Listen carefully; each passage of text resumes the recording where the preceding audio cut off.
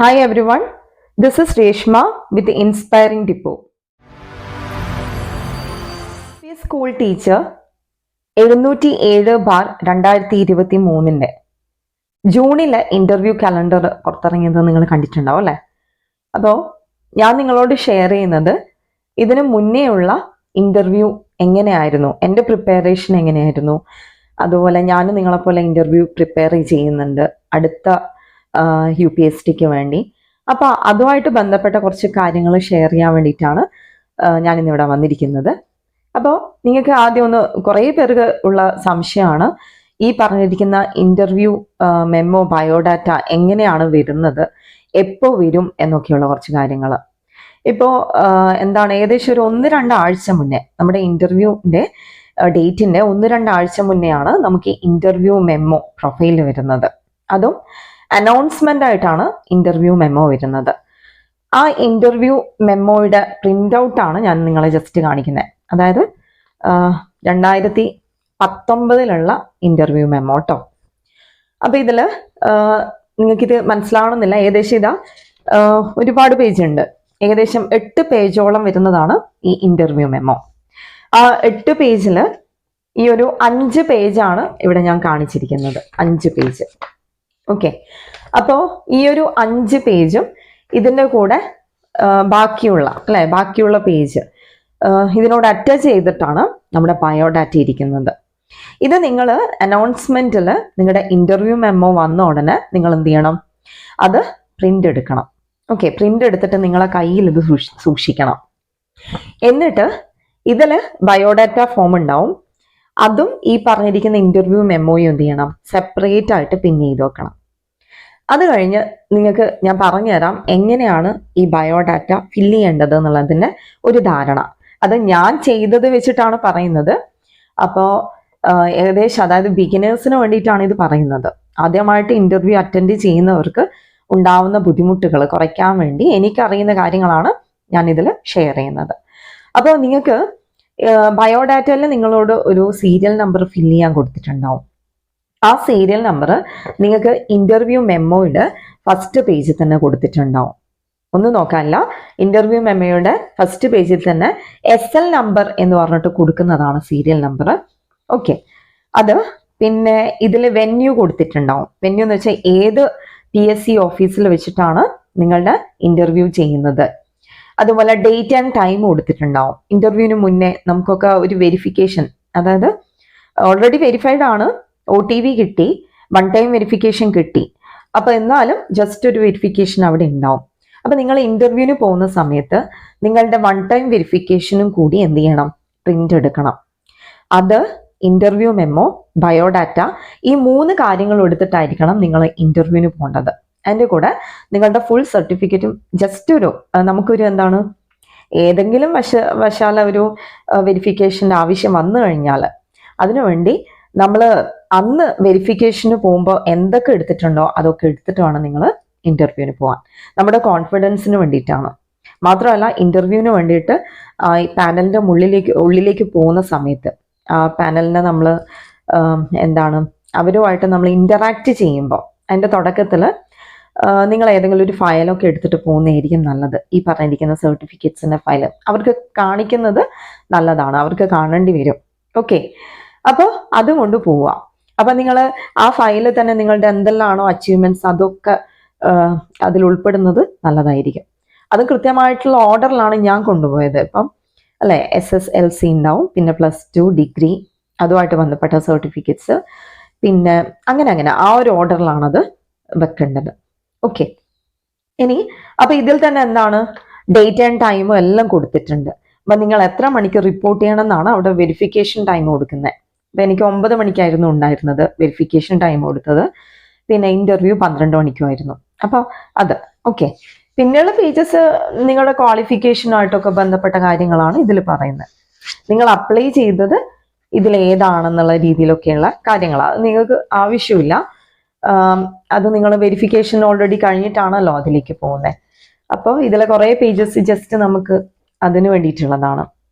പിന്നെ ഇതിൽ കൊടുത്തിരിക്കുന്നത് എന്തൊക്കെയാണ് നിങ്ങൾ ഇവിടെ ഉപയോഗിക്കേണ്ടത്. നിങ്ങളുടെ ID പ്രൂഫ് അല്ലെ, the original of the ID proof entered in your profile and approved by the commission എന്ന് പറഞ്ഞിട്ട് കൊടുത്തിട്ടുണ്ട്.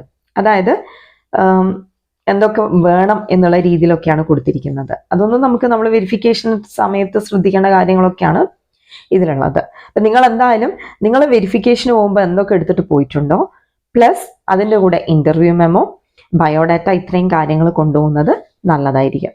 ഓക്കെ, അപ്പൊ ഇനി നമുക്ക് ഡീറ്റെയിൽ ആയിട്ട് ഇതിന്റെ കൂടെ അറ്റാച്ച് ചെയ്തിട്ട് വരുന്ന ബയോഡാറ്റ 28A അല്ലെ. അപ്പോ ബയോഡാറ്റ ആണ്, ഒരു കെ ഫോം ആണ് ഇവിടെ കാണിച്ചിരിക്കുന്നത്. അപ്പൊ ആ ഒരു കെ ഫോം നിങ്ങൾക്ക് പരിശോധിച്ചാൽ കാണാം, അതില് കാണിച്ചിട്ടുണ്ട് അല്ലെ, to be filled up and produced by the candidate at the time of interview. ഇത് ഇന്റർവ്യൂ മെമ്മോന്റെ കൂടെ വരുന്നതാണ്. അവിടെ നിങ്ങൾ ഫസ്റ്റ് കാണുന്നില്ലേ നെയിം ഓഫ് ദ പോസ്റ്റ് അല്ലെ, അവിടെ നെയിം ഓഫ് ദ പോസ്റ്റ് എന്ന് കാണുന്നില്ലേ, അവിടെ നെയിം ഓഫ് ദ പോസ്റ്റ് എന്നുള്ള ഭാഗത്ത് നിങ്ങൾ കൊടുക്കേണ്ടത്, ഓക്കെ, അവിടെ നിങ്ങൾ കൊടുക്കേണ്ടത് എന്താണ്, UPSC നിങ്ങൾ ഏതാണ്, കാസർഗോഡാണോ, കണ്ണൂരാണോ, കോഴിക്കോടാണോ, അതാണ് നിങ്ങൾ അവിടെ കൊടുക്കേണ്ടത്. പിന്നെ അവിടെ വേറൊന്ന് കാണാം, സീരിയൽ നമ്പർ, SL നമ്പർ, അതാണ് ഞാൻ പറഞ്ഞ ഇന്റർവ്യൂ മെമ്മോയുടെ കൂടെ വരുന്ന ആ ഒരു നമ്പർ. ഓക്കെ, അതാണ് ഇവിടെ കൊടുക്കേണ്ടത്. അത് നിങ്ങൾക്ക് അവിടെ തന്നെ പ്രൊവൈഡ് ചെയ്തിട്ടുണ്ടാവും. അടുത്തത് name and address. Okay, name and address. നിങ്ങൾ ഇവിടെ കൊടുക്കുന്നത് ഏതാണ് നിങ്ങൾ കൊടുക്കേണ്ടത്, നിങ്ങളുടെ പെർമനന്റ് അഡ്രസ്, പ്രൊഫൈലിലുള്ള പെർമനന്റ് അഡ്രസ് ആണ് നിങ്ങളിവിടെ പ്രൊവൈഡ് ചെയ്യേണ്ടത്. നിങ്ങളുടെ പേരും പെർമനന്റ് അഡ്രസ്സും. നിങ്ങൾക്ക് അത് വേണമെങ്കിൽ മലയാളത്തിൽ തന്നെ ഫില്ല് ചെയ്യാം, അല്ലെങ്കിൽ ഇംഗ്ലീഷിലാണ് ചെയ്യുന്നെങ്കിൽ അത്രയും നല്ലതായിരിക്കും. കാരണം നമ്മുടെ ക്വാളിഫിക്കേഷൻസ് ഒക്കെ നമുക്ക് ഇംഗ്ലീഷിലല്ലേ ഫില്ല് ചെയ്യാൻ പറ്റുന്നത്. അപ്പോൾ ഇംഗ്ലീഷിലാണെങ്കിൽ മൊത്തം ക്യാപിറ്റൽ ലെറ്റേഴ്സ് ഉപയോഗിക്കുന്നതായിരിക്കും നല്ലത്. പിന്നെ അടുത്തത് രണ്ടാമത് നിങ്ങൾ കാണുന്നത് എന്താണ്, രണ്ടാമത്തത് എന്താണ്, എഡ്യൂക്കേഷണൽ ക്വാളിഫിക്കേഷൻസ് ആണ് അല്ലെ, സ്റ്റാർട്ടിങ് ഫ്രം മെട്രിക്കുലേഷൻസ്. അതായത് നമ്മുടെ SSLC മുതൽ ഇങ്ങോട്ട് വരുന്ന എല്ലാ ക്വാളിഫിക്കേഷൻസും ഫില്ല് ചെയ്യണം. നിങ്ങൾ സാധാരണ ഒരു ഇന്റർവ്യൂവിന് പോകുന്ന സമയത്ത് നിങ്ങൾക്ക് ഇതുപോലെ ബയോഡാറ്റ ഫില്ല് ചെയ്യാൻ കിട്ടിയിട്ടുണ്ടാവും അല്ലെ. അതുപോലെ എന്തൊക്കെ കൊടുക്കണ്ടേ, SL നമ്പർ കൊടുത്തിട്ടുണ്ട്, അതൊന്നുമില്ല, 1 2 3 ഓർഡറിൽ ഇങ്ങനെ എഴുതണം. എക്സാമിനേഷൻ ഓർ ഡിഗ്രി അല്ലെ, അതിൽ SSLC എന്ന് കൊടുക്കാം എക്സാമിനേഷന്. ഇൻസ്റ്റിറ്റ്യൂഷൻ, നിങ്ങൾ പഠിച്ച സ്കൂൾ, ഇയർ, ഏത് വർഷമാണ് നിങ്ങൾ പോയത്, നിങ്ങൾ ആ ഒരു SSLC സർട്ടിഫിക്കറ്റ് എടുത്താൽ അതിൽ കാണാം ആ വർഷമാണ്. അല്ലെങ്കിൽ നിങ്ങൾക്ക് OTP കിട്ടുമല്ലോ അല്ലെ, 1 ടൈം വെരിഫിക്കേഷൻ കിട്ടൂലേ, അതിൽ ഈ ക്വാളിഫിക്കേഷൻസ് ഒക്കെ ഉണ്ടാവും. അത് നോക്കിയിട്ട് ഇത് ഫില്ല് ചെയ്താലും മതി. പിന്നെ നെയിം ഓഫ് ബോർഡ് ഒരു യൂണിവേഴ്സിറ്റി, ജനറൽ എഡ്യൂക്കേഷൻ ഡിപ്പാർട്ട്മെന്റ് ആണ് അല്ലെ, അല്ലെങ്കിൽ ഡിപ്പാർട്ട്മെന്റ് ഓഫ് ജനറൽ എഡ്യൂക്കേഷൻ എന്ന് പറയാം. നിങ്ങൾക്ക് കിട്ടിയ ക്ലാസ്, ഡിസ്റ്റിങ്ഷൻ, അവാർഡ്, മെഡല്, അതായത് മാർക്ക് ആണെങ്കിൽ മാർക്ക്, ക്ലാസ് അങ്ങനെ എന്തെങ്കിലും ആണെങ്കിൽ അങ്ങനെ, okay, first class, second class എന്ന് പറഞ്ഞിട്ട് അങ്ങനെ ആണെങ്കിൽ അങ്ങനെ, പെർസെന്റേജ് ആണെങ്കിൽ അങ്ങനെ, അതാണ് അവിടെ കൊടുക്കേണ്ടത്. അങ്ങനെ 1 2 3 ഓർഡറിൽ നമ്മൾ SSLC, +2, നിങ്ങൾ ഡിഗ്രിക്ക് ഏതാണ് കൊടുത്തത് അത്, ഇനി PG ചെയ്തിട്ടുണ്ടോ അത്, പിന്നെ B.Ed ഏതാണ്, ഓക്കെ, നിങ്ങൾക്ക് സീറ്ററ്റ് ഉണ്ടോ, കേട്ടിട്ടുണ്ടോ, അത്രയും കാര്യങ്ങൾ. ഇതിൽ സീറ്ററ്റിനും കേട്ടറ്റിനും ഇൻസ്റ്റിറ്റ്യൂഷൻ NA ആണ്, നോട്ട് ആപ്ലിക്കബിൾ ആണ്. അതുപോലെ സീറ്ററ്റിന് നിങ്ങൾ കൊടുക്കുമ്പോൾ name of board or university NA അഥവാ നോട്ട് ആപ്ലിക്കബിൾ എന്നാണ് കൊടുക്കേണ്ടത്. അതേ സമയത്ത് കേട്ടറ്റാണെങ്കിൽ ഡിപ്പാർട്ട്മെന്റ് ഓഫ് ജനറൽ എഡ്യൂക്കേഷൻ ആണ് കൊടുക്കേണ്ടത്. ഓക്കെ, അപ്പൊ ഇത്രയും കാര്യങ്ങൾ കൊടുക്കുക. ഇതിൽ സീറ്ററ്റും കേട്ടറ്റും നിങ്ങൾ മാർക്ക് കൊടുത്താൽ മതി. നിങ്ങൾക്ക് പെർസെന്റേജ് കൊടുക്കണമെന്ന് അത്ര നിർബന്ധമാണെങ്കിൽ ബ്രാക്കറ്റിൽ പെർസെന്റേജും കൊടുക്കാം. ഓക്കെ, അപ്പൊ അത്രയാണ് ഏത് ഭാഗത്ത് വരുന്നത്, രണ്ടാമത്തെ സെഷനിൽ വരുന്നത്. ഇനി അടുത്തത് മൂന്നാമത്തെ സെഷൻ ആണ്. ഏതാണ് മൂന്നാമത്തെ സെഷൻ? മൂന്നാമത്തെ സെഷനിൽ R you currently employed, if so give details. നിങ്ങൾ ഇപ്പൊ വർക്ക് ചെയ്യുന്നുണ്ടോ, അങ്ങനെയാണെങ്കിൽ വർക്ക് ചെയ്യുന്ന ആ ഒരു ഡീറ്റെയിൽസ്, എന്തായിട്ടാണ് നിങ്ങൾ വർക്ക് ചെയ്യുന്നത്. നിങ്ങളിപ്പോ ഒരു ഗവൺമെന്റ് സ്കൂളിൽ ഡെയിലി വേജ് ആയിട്ട് വർക്ക് ചെയ്യുന്നുണ്ടെങ്കിൽ അത് കൊടുക്കാം. ഓക്കെ, അങ്ങനെയുള്ള കാര്യങ്ങൾ. ഇനി നിങ്ങൾ പ്രൈവറ്റ് ആയിട്ടാണ് ചെയ്യുന്നതെങ്കിൽ അത് കൃത്യമായിട്ട് പ്രൈവറ്റ് ആണെന്ന് മനസ്സിലാവുന്ന രീതിയിൽ തന്നെ കൊടുക്കണം. ഓക്കെ, ഇനി അടുത്തത് നാലാമത്തത് previous job experience if any. Please mention the nature of functions and responsibilities. എന്നോട് പണ്ട് എല്ലാവരും പറഞ്ഞിട്ടുണ്ടായിരുന്നു, ഈ പറഞ്ഞിരിക്കുന്ന പ്രീവിയസ് ജോബ് എന്ന് പറഞ്ഞാല് ഇവർ ഉദ്ദേശിക്കുന്നത് എന്താണ്, അതായത് നിങ്ങൾ ഗവൺമെന്റിൽ വർക്ക് ചെയ്തിട്ടുണ്ടോ അതാണ് ഉദ്ദേശിക്കുന്നതെന്ന് പറഞ്ഞിട്ടുണ്ടായിരുന്നു. പക്ഷെ ഞാൻ കൊടുത്തത് ഞാൻ പ്രൈവറ്റിൽ വർക്ക് ചെയ്ത കാര്യങ്ങളും കോച്ചിങ് സെന്ററിൽ വർക്ക് ചെയ്തതും ഒക്കെ വെച്ചിട്ടാണ് ഞാൻ കൊടുത്തിട്ടുണ്ടായത്. അപ്പൊ അങ്ങനെ വേണമെങ്കിൽ കൊടുക്കാം. പക്ഷെ അത് പ്രൈവറ്റ് ആണോ നിങ്ങൾ ഗവൺമെന്റിലാണോ വർക്ക് ചെയ്തതെന്ന് കൃത്യം മനസ്സിലാവുന്ന രീതിയിൽ വേണം നിങ്ങൾ ആ ഡീറ്റെയിൽസ് എൻ്റർ ചെയ്യാൻ. അപ്പൊ അതാണ് അവിടെ പ്രീവിയസ് ജോബുമായിട്ട് ബന്ധപ്പെട്ടിട്ട് ചോദിക്കുന്നത്. മുന്നേ വർക്ക് ചെയ്ത കാര്യങ്ങളാണ് പറയേണ്ടത്. അടുത്തത്, are you currently included in any ranked list published by the Kerala public service commission? If so give details. അതായത് നിലവില് നിങ്ങൾ ഏതെങ്കിലും റാങ്ക് ലിസ്റ്റിൽ PSC റാങ്ക് ലിസ്റ്റിൽ ഉൾപ്പെട്ടിട്ടുണ്ടോ? ഉണ്ടെങ്കിൽ അതിന്റെ പേര്, ഓക്കെ, അതുകൂടാതെ അതിന്റെ റാങ്ക് നമ്പർ, കാറ്റഗറി നമ്പർ, ഇത്രയും കാര്യങ്ങൾ അതിൽ കൊടുത്തിരിക്കണം. ഓക്കെ. ഇനി അടുത്തത് ഒക്യുപ്പേഷൻ ഓഫ് ആരൊക്കെയാണ്? മദർ അല്ലെ, മദർ, ഫാദർ, സ്പൗസ്. സ്പൗസ് എന്ന് വെച്ചാൽ husband or wife, sister, brother. അപ്പൊ ഇത്രയും കാര്യങ്ങൾ, നമ്മുടെ അമ്മ, അച്ഛൻ, ഭർത്താവ് അല്ലെങ്കിൽ ഭാര്യ, പിന്നെ എന്താണ്, സിസ്റ്റർ ഉണ്ടെങ്കിൽ സിസ്റ്റർ അല്ലെ, സഹോദരി അല്ലെങ്കിൽ സഹോദരൻ. ഇവരുടെ ജോലി വിവരങ്ങളാണ് ഇവിടെ പങ്കുവെക്കുന്നത്. ഇപ്പോ അമ്മ പെൻഷനർ ആണെങ്കിൽ നമുക്ക് പെൻഷനർ എന്നുള്ള രീതിയിൽ കൊടുക്കാം. വിഡോവർ അല്ലെ, ഏതാന്ന് വെച്ചാൽ അങ്ങനെ. നില്ലാണെങ്കിൽ നില്ലെന്ന് പറഞ്ഞിട്ട് കൊടുത്താൽ മതി, ജോലി ഇല്ലെങ്കിൽ ആ രീതിയിൽ. ഓക്കെ. ഇനി മരണപ്പെട്ട ഒരാളാണെങ്കിൽ ഡൈഡ് എന്ന് പറഞ്ഞിട്ട് കൊടുക്കാം. ഇനി അടുത്തത് വളരെ പ്രധാനപ്പെട്ട ഒന്നാണ്. ഏതാണ്? Are you convicted by the court of law? Give details. അതായത് നിങ്ങൾ ഏതെങ്കിലും ഒരു കോടതി അലക്ഷ്യത്തിന് അലക്ഷ്യ കേസ്, കോടതിയുമായിട്ട് ബന്ധപ്പെട്ട ഏതെങ്കിലും കേസിൽ ഉൾപ്പെട്ടിട്ടുണ്ടോ എന്നാണ് ചോദിക്കുന്നത്. ഇല്ലെങ്കിൽ നോ തന്നെ കൊടുക്കാം. Is the any criminal charges against U? If so give details. അതായത് നിങ്ങൾ ഏതെങ്കിലും ക്രിമിനൽ കേസിൽ ഉൾപ്പെട്ട വ്യക്തിയാണോ? അപ്പൊ അതിന്റെ കാര്യങ്ങളാണ് അവിടെ കൊടുക്കേണ്ടത് അല്ലെ. ഇത് ഇങ്ങനെയുള്ള ഒരു ജോലിക്ക് ആപ്റ്റായവർ ആണോ എന്ന് തിരിച്ചറിയാൻ വേണ്ടിയിട്ടാണ് അങ്ങനെ ഒരു ക്വസ്റ്റ്യൻ കൊടുത്തിരിക്കുന്നത്. അടുത്തത്, എട്ടാമത്തത് വളരെ പ്രധാനപ്പെട്ടതാണ്. ഇന്റർവ്യൂ ബോർഡിന് ഏറ്റവും ഇഷ്ടപ്പെട്ടതാണ് യുവർ ഹോബീസ് അല്ലെ. Please mention briefly. നമ്മുടെ ഹോബി നമുക്ക് എന്തും എഴുതാം അല്ലെ. നിങ്ങൾക്ക് എവിടെയെങ്കിലും കറങ്ങാൻ പോകാനാണ് ഇഷ്ടമെങ്കിൽ അത് കൊടുക്കാം. പാട്ട് കേൾക്കാനാണെങ്കിൽ ഇഷ്ടമാണെങ്കിൽ അത്, കഥ വായിക്കാനാണെങ്കിൽ. പക്ഷെ എന്ത് കൊടുക്കുമ്പോഴും ആലോചിക്കണം, ആ മേഖലയിൽ നമുക്കൊരു ക്വസ്റ്റ്യൻ പ്രതീക്ഷിക്കാം. അതുവഴി ഒരു ചോദ്യത്തിന്റെ ഒരു ചോദ്യാവലി തന്നെ നമുക്ക് പ്രതീക്ഷിക്കാം എന്ന് ആലോചിച്ച് വേണം നമ്മളത് പ്രൊവൈഡ് ചെയ്യാൻ. ഓക്കെ. അപ്പം ഇത്രയാണ് അതിലുള്ളത്. ഇനി അടുത്ത ഭാഗം നമുക്ക് നോക്കാം. ഓക്കെ. അടുത്തത് ഒമ്പതാമത്തത്. അപ്പൊ ഒമ്പതാമത്തെ ക്വസ്റ്റ്യൻ എന്താണ്?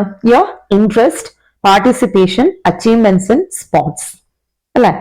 എന്തിലൊക്കെയാണ് നിങ്ങൾക്ക് എന്തെങ്കിലും താല്പര്യം ഉണ്ടോ? നിങ്ങൾ എന്തെങ്കിലും ചെറിയ കാര്യങ്ങൾ ചെയ്തിട്ടുണ്ടെങ്കിൽ അതായാലും എന്തിലെങ്കിലും പാർട്ടിസിപ്പേറ്റ് ചെയ്തിട്ടുണ്ടോ? ഞാൻ മുന്നേ ഇന്റർവ്യൂവിന് പ്രിപ്പയർ ചെയ്യുന്ന സമയത്തൊക്കെ കണ്ടത് നിങ്ങൾ എന്തെങ്കിലും സമ്മാനങ്ങൾ വാങ്ങിച്ചിട്ടുണ്ടെങ്കിൽ അതുമായിട്ട് ബന്ധപ്പെട്ടിട്ടാണ് കൊടുക്കേണ്ടത് എന്നാണ്. പക്ഷെ എന്നാലും നമ്മൾ അങ്ങനെ ഇഷ്ടപ്പെട്ടുകൊണ്ട് ഇപ്പം എല്ലാവർക്കും സമ്മാനം കിട്ടണമെന്നൊന്നുമില്ല. പക്ഷെ നിങ്ങൾക്ക് ഇഷ്ടപ്പെട്ട മേഖല ഉണ്ടെങ്കിൽ നിങ്ങൾ എന്തായാലും എഴുതാം. ഇപ്പൊ സ്പോർട്സ് അല്ലെ, സ്പോർട്സിൽ ആക്റ്റീവായിട്ട് പാർട്ടിസിപ്പേറ്റ് ചെയ്ത ആളാണെങ്കിൽ അത് കൊടുക്കാം. പിന്നെ കൾച്ചറൽ ആക്ടിവിറ്റീസിൽ നമ്മൾ പാടാൻ അറിയാം, വായിക്കാൻ അറിയാം, എഴുതാൻ അറിയാം, എന്താണോ അല്ലെ, കവിത എഴുതാൻ അറിയാം, കവിതാലാപനം അറിയാം, അങ്ങനെയുള്ള നൃത്തം ചെയ്യാൻ അറിയാം, ഇങ്ങനെയുള്ള കാര്യങ്ങളൊക്കെയാണ് നമ്മൾ ആ ഒരു മേഖലയിൽ കൊടുക്കേണ്ടത്. സോഷ്യൽ ആക്ടിവിറ്റീസ് എന്ന് വെച്ച് കഴിഞ്ഞാൽ നിങ്ങൾ സാമൂഹികപരമായിട്ടുള്ള എന്തെങ്കിലും ഇടപെടുന്ന ഒരാളാണോ? ഇനി പൊളിറ്റീഷ്യൻസ് ആയാലും നമുക്ക് ഈ സോഷ്യൽ ആക്ടിവിറ്റീസിൽ കൊടുക്കാൻ വേണ്ടി പറ്റും. വോളണ്ടിയറിങ്, നിങ്ങൾ ഏതിലെങ്കിലും വോളണ്ടിയർ ആയിരുന്നോ? അതാണ് അവിടെ ചോദിക്കുന്നത്. സയൻസ് ഓർ ടെക്നോളജി, അതായത് നിങ്ങളെ പഠനകാലത്ത് നിങ്ങൾക്ക് സയൻസ് എക്സിബിഷനോ പ്രോജക്റ്റിനോ എന്തെങ്കിലും കിട്ടിയിട്ടുണ്ടോ? ഇനി ഇല്ലെങ്കിലും കുഴപ്പമില്ല, നിങ്ങൾ കുട്ടികളെ പഠിപ്പിക്കുമ്പോൾ ഗൈഡ് ടീച്ചറായിട്ട് പോയിട്ടുണ്ടോ? അങ്ങനെയുള്ള കാര്യങ്ങളൊക്കെ നിങ്ങൾക്ക് ചുരുക്കി അവിടെ കൊടുക്കാം. ഇന്ന ഇതിനെ ഞാനിങ്ങനെ ഗൈഡ് ടീച്ചറായിട്ട് സയൻസ് എക്സിബിഷന് ഇന്നേ സ്ഥലത്ത്, അതായത് ഇപ്പൊ സ്റ്റേറ്റ് ലെവലോ റീജിയണൽ ലെവലോ എന്താണോ, ഇന്നേ സ്ഥലത്ത് ഇന്നേ ഡേറ്റിൽ ഉണ്ടായിരുന്നു എന്നുള്ള കാര്യം നമുക്ക് അവിടെ പ്രൊവൈഡ് ചെയ്യാം. പിന്നെ വരുന്നത് NCC സ്കൗട്ട് ഗൈഡ്. ഓക്കെ, ഇതിൽ എന്തിലെങ്കിലും നിങ്ങൾ ഉണ്ടെങ്കിൽ അത് വേണമെങ്കിൽ നിങ്ങൾക്ക് കൊടുക്കാം. ഓക്കെ, ഇത്രയും കാര്യങ്ങളാണ് അതിൽ ഉള്ളത്. ഇനി അടുത്ത എന്താണ്? 10ാമത്തെ ക്വസ്റ്റ്യൻ എന്താണ്? Please mention briefly about motivating factors for your aspiration to become a civil servant.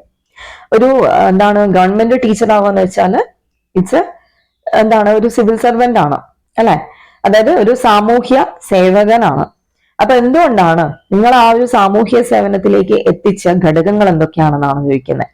അപ്പൊ നിങ്ങൾക്ക് അറിയുന്ന ഏതെങ്കിലും ടീച്ചേഴ്സിന്റെ പേരോ അല്ലെങ്കിൽ അങ്ങനെയുള്ള കാര്യങ്ങളൊക്കെ വെച്ചിട്ട് കൊടുക്കാം. എനിക്ക് ഇന്നേ ടീച്ചർ ചെയ്യുന്ന കാര്യങ്ങളൊക്കെ കണ്ടിട്ട് അവരാണ് എന്റെ ഇൻസ്പിറേഷൻ എന്നുള്ള രീതിയിൽ അങ്ങനെ നിങ്ങൾക്ക് അറിയുന്ന കുറച്ച് വ്യക്തികളുടെ പേര് വെച്ചിട്ട് ഒക്കെ നിങ്ങൾക്ക് കൊടുക്കാം. അടുത്തത് mention your strengths and weaknesses. അതായത് നിങ്ങൾ ആലോചിക്കണം നിങ്ങളുടെ എന്താണ് സ്ട്രെങ്ത്തും വീക്ക്നെസ്സും രണ്ടും അവിടെ കൊടുക്കേണ്ടതാണ്. അപ്പോ ഒറ്റ ഒരു സെന്റൻസ് തന്നെ രണ്ടും ഉണ്ടായിരിക്കണം.